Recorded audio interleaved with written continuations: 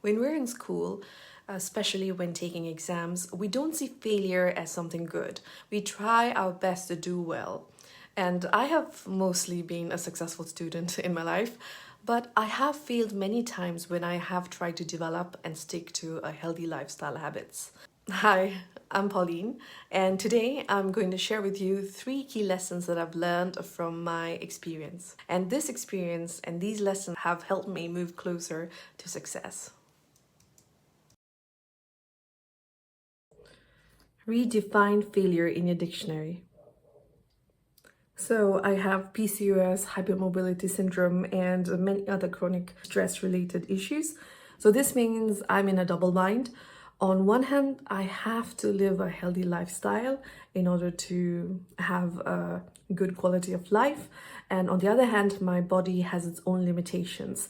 Like, for example, because I have hypermobility syndrome, I often get injured, and as a result, whatever momentum I've gained, I have to stop to recover from the injuries. And so it's like my efforts burn down to the ground, and it feels like I have to start from scratch every time. And it's not just once, it's over and over. You develop a consistency, but you have to stop it and start again.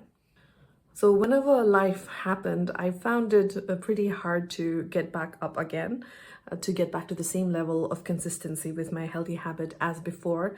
And when this happened, it meant that I had failed to stick to my ideals, whatever I thought I needed to do, and I felt guilty.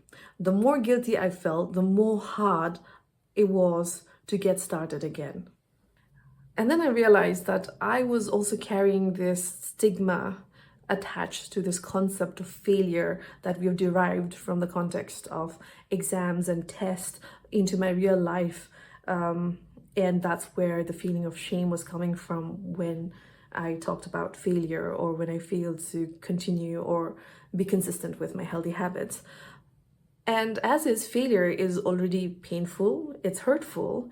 And when you associate failure with shame, the two of them combine together to make the experience even more intolerable. As a result, I think sometimes we really don't want to bear that pain.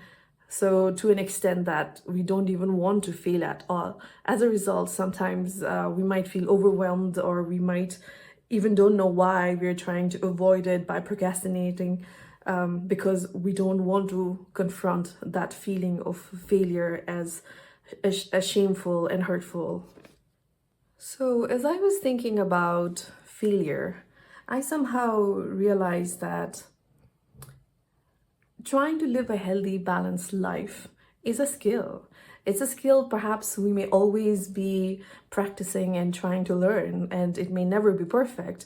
But when we look at it in terms of skill, then our attitude becomes completely different. Failure is completely different. Like, take for instance, when we first tried to learn the bicycle, we definitely fell down. It was not the first time we attempted and we were able to do it right away. When we fell down, oh, we didn't feel shame. We just stood back up and then we started trying. We tried, we fell down, we tried until we succeeded. So, in that sense, the reason why we're able to continue our quest when we are trying to learn a skill is because there is no correlation of shame with performing bad or failing or not being able to do it right the first time. There is no expectation that you're gonna get it right the first time. And as a result of that, there's no feeling of guilt or shame associated with that. We accept the flaws or whatever happens, whatever imperfection that happens along the way when we're trying to learn a skill as part of the process. And I think that's the reason why we're able to continue forward and progress. So that's why I say the one of the biggest lessons I've learned is that we need to redefine failure in our own dictionary of our life. Failing can be good in certain contexts. You can take an example of experiments. Scientists will experiment, but just because an experiment fails doesn't mean that the whole project has failed. It only gives us more ideas, more information about how to do things better the next time. So don't be afraid of failing. Don't associate failure with shame. Rather, failure, see it as like a part of the process, as something good, which is going to give us more data that is eventually going to lead us to our success. I'd love to hear from you what you think about it. Please write down in the comment below, what is your new definition of failure? What have you learned from it? And how are you going to use that lesson going forward? And also don't forget to check out the resource, the free resource in the link in the description below. And it's definitely going to help you in your journey if you're feeling very frustrated about the journey of having to starting and stopping.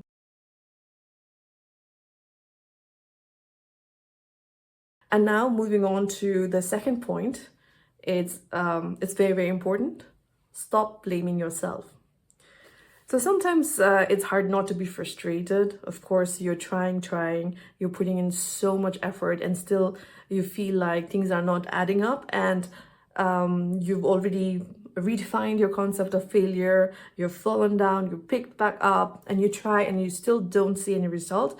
Yeah, I really understand that how it feels, and that's when you have to stop blaming yourself, and you need to pause from doing, and then you need to, I think, start reflecting. That's one of the other big lessons that I've learned from my failures. Before, when I started researching, when I was tired of starting and stopping and trying to find a new way, I would try to find out how to do it a better way, how to eat well, or how to stay consistent with my exercise. And I was literally drowning in information. There's like so much of information out there, and they're not all the same. There's so much of do this, don't do that, eat this, don't eat that. And oftentimes they conflict with each other as well. Which do you take, which do you not take? And so if you're overwhelmed, it's completely understandable. I'll give an example, like, again, one of my experiences or recent experiences is doing PhD. And when I was doing a PhD and I was trying to start or restart my healthy lifestyle habits, I realized that I was actually getting quite overwhelmed and even procrastinating from doing whatever approach that I was learning from the internet out there. And the reason was, it's not because I didn't want to do it, or it's not because I didn't know.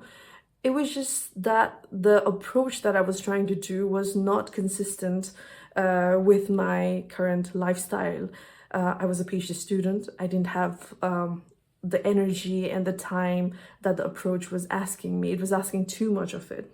So if you keep procrastinating and if you're feeling overwhelmed with the huge number of information and the approaches out there, I really understand.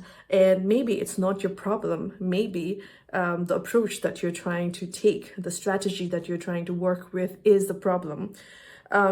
For example, you can take an example of a relationship. If it's not a healthy relationship, you will find that that you're not getting enough space in that relationship. Your life is not getting enough space. There's so much of demand and expectation out of you, and that is a sign. And it could be the same with your strategy as well. It may not be giving enough space for you to be what you want to be. For me, sometimes it felt like a choice between should I actually be productive and try to reach my dreams and goals, versus be healthy, because this is taking so much of time and effort. So either just dump it and just continue running after my dreams, or put my dreams on hold and then start trying to get a healthy lifestyle. And I think that either this, or if a certain strategy or approach makes you feel like you have to make a choice, then it's probably time to rethink it.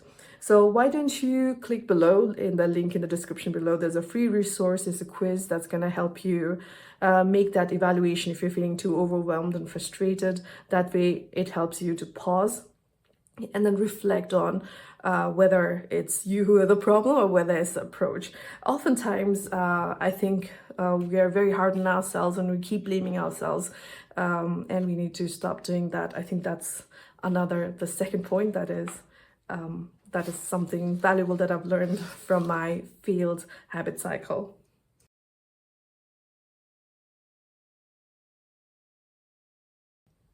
Lesson number 3, every effort counts. When I was diagnosed with the different hormonal imbalances, thyroid, PCOS, and whatnot, the doctors were regularly checking my blood, and there were a lot of blood reports and everything was going out of sync. And that's when they prescribed me this lifestyle medicine.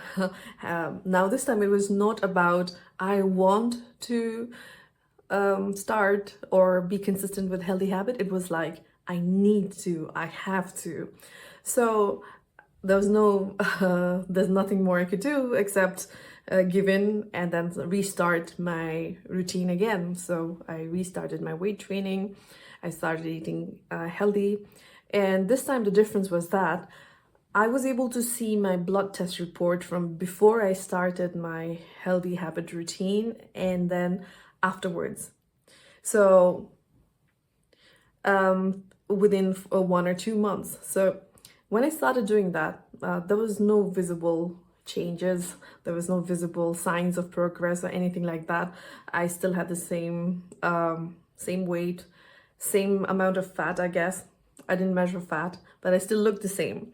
They were not visible. But then the borderline results in my blood test, they all came back to normal after I started doing that. And that's when my eyes opened wide open because until now, I'd been feeling frustrated that I was not able to be consistent with whatever I was doing. But just seeing this difference, this blood test results between before and after was huge for me. Actually, I even came off medicine quite quickly. So that's when I had this big aha moment that, oh, okay, even though I don't see the changes that I want to see visibly, there are changes happening in my body, maybe at a cellular level. Maybe it's not visible to the naked eye. Since then, I have stopped only relying on visible results as a marker of progress. And that's why, so if we were very stressed yesterday, or if we had an exam or a deadline and we were not able to eat healthy yesterday, fine. Today, make a healthy choice. It might seem just insignificant, but trust me, I really do believe that every little effort we make in the right directions counts. So that's lesson number 3, every effort counts. Now that you know the 3 key lessons from my failed healthy habit cycle, you might be wondering how I use these lessons to get over the cycle of frustration of starting and stopping. How do you get over this feeling of not making enough progress and keep going? Well, it all starts with watching this next video, because when you use these 3 lessons that I've shared with you to fuel your momentum, then the whole experience becomes even more fulfilling. See you in my next video.